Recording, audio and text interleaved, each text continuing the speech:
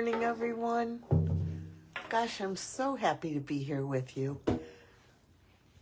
I was very under the weather, and I am doing much better, but every once in a while I have a little coughing jag.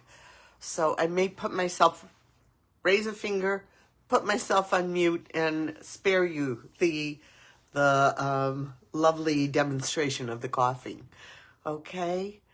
So for those of you who aren't familiar, I'm Julianna Jaffe Leven, and this is Awakening Wednesdays. And what we are doing here is planting seeds. We're planting seeds of possibility that you get to be with.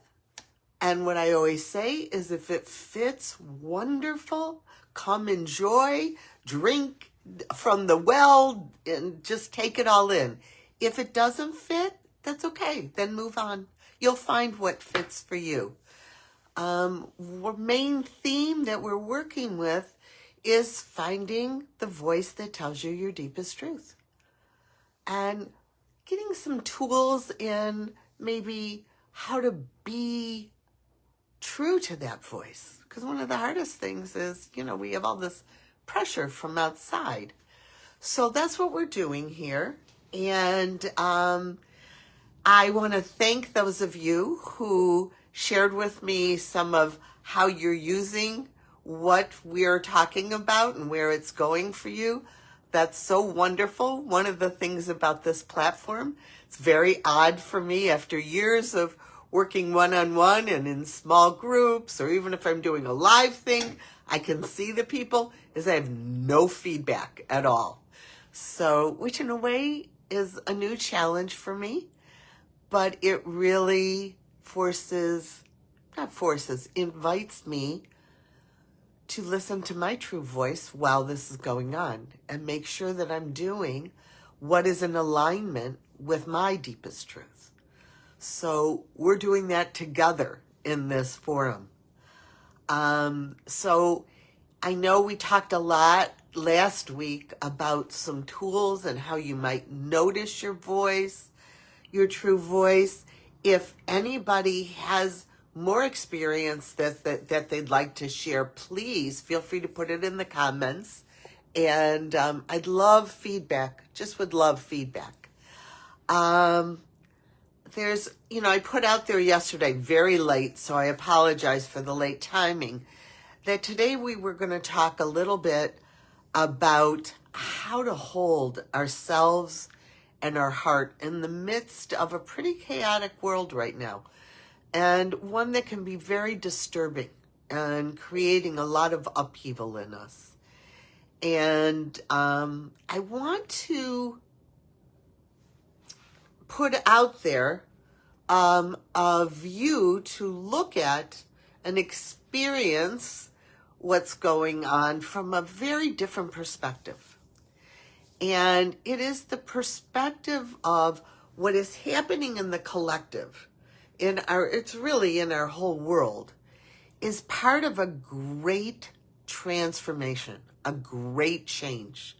We are in a time of tremendous change. And just think of your own self when you go to clean out something at home, okay? Don't you first, you take everything out of let's just say a closet. I did it the other weekend. And you pull everything out of the closet, right? And at that point, we often get overwhelmed because everything is all over the place. It's the opposite of what we wanted to get to. But we have to go through that period in order to get to the orderly closet.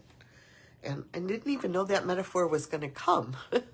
But that's a lot of what's going on right now.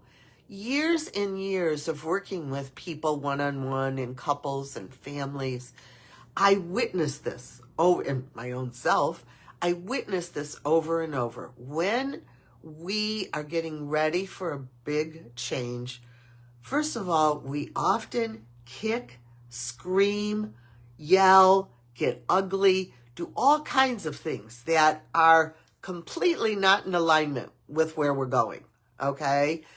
But it's that part of us, I'll call it the ego, that is holding on to what was, not because it's bad, but because it's terrified, because the unhappiness that I know, at least I know it. Stepping into the unknown, I don't know if I want to do that, right? And as I was just sitting and getting quiet before this call, I was brought a vision. That was a very long time ago. It was in 1988. I had returned to grad school after chaos in my life. I lost both my parents within a year. And I was an intern for psychotherapy. And so I worked at a clinic where people couldn't afford to pay. So it's always so bittersweet because often those are the people who need the deepest experience and help. But I was working with this family. There were 3 children. The oldest was just a little over 5. And the mother is a single mother, and she had been beating her children. And so she was court-ordered into therapy, and I was mostly working with the children. And one day, the 6-year-old, or 5-year-old, however old he was the little man in the household, sadly enough. He walked in, and he said, "Julianna, I need to talk to you." And I said, "Okay." And he said, "We need you to tell our mother to hit us again." And I just was in shock. I was like, "What?" I said, "You know what you're asking?" He said, "Yes." And I said, "Why would you want me to have your mother start hitting you again?" And he said, "Because we know how to deal with that. We don't know how to deal with what's not there now. It's too scary. It's too unfamiliar." And my heart just broke for these children. But I thought it was such a powerful metaphor to be brought today. Because what's happening is, as a collective, we are going through a transformation. And there's a tremendous amount of fear. And there's a lot of kicking and screaming and holding on. And I know I at times find myself with going, how can anybody accept what this person is saying? And why would they ever do that? And I really hadn't thought of these children until it came today. And I thought, because I know that. That's familiar. Our systems are breaking down. We are being given the gift to see the corruption, the chaos, the misalignment, how these systems, the government, the medical, just how all of these, the Supreme Court, they're crumbling. The truth is they have been for a very long time. And we haven't wanted to see it because we don't know what to do with it. I don't know. And now we're kind of like in it. And it's changing. And it's going to change. And we will come out on the other end. We have a choice right now what we do with what's happening. And I want to offer a perspective. And that is, whatever is inflaming you or scaring you the most is showing you a part of you. Because each of us are not going to be upset in exactly the same way about exactly the same thing. Something's going to go right to my core. And it's going to be, it may look the same, but it'll be a little different than what goes to your core. Well, I have an opportunity then to go to that nerve that is getting like, and I can now do some work, process, loving to help that part of myself not be so available to be triggered, to be ignited when something outside of me is not feel good to me. So once again, I know this might be a little bit of a complex, idea to get. I want to say a couple of things again. We are all in a state of great transformation. In the state of transformation, there is almost always a time that feels scary, chaotic, crazy, all of that stuff. If you think of your own self, I know you will find instances of it. And in that moment, we have a choice to make. Do we dive into the grasping, which will always have a fear element to it? Okay? Or do we get stand back and we need a pretty big bird's eye view? Okay? This bird's way out there to see that everything is happening as it would. And everything's going to be okay. We're going to go through a very rough time, which we are doing right now.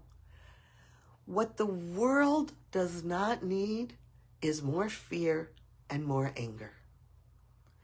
Even if things are so distressing and upsetting, what we can do is use that to help ourselves get more connected to our core, to our true being. And I promise you, our core is always love. And my mentor, Dr. Paul Douglas, said something the other day that I'd like to quote. I think it's magnificent. And the key is, before I say the quote, is that we are meant to live with joy. That's how we're built.